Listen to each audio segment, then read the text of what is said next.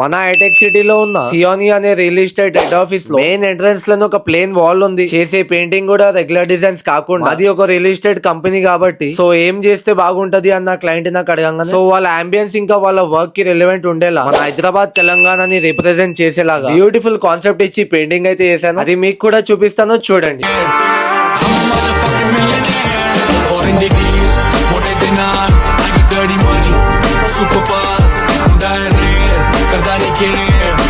I'm a motherfucking millionaire. It hit me way, 5 cigars, pull up like a shake, chauffeur cars, dealer suits, like 100 pair. I'm a motherfucking millionaire.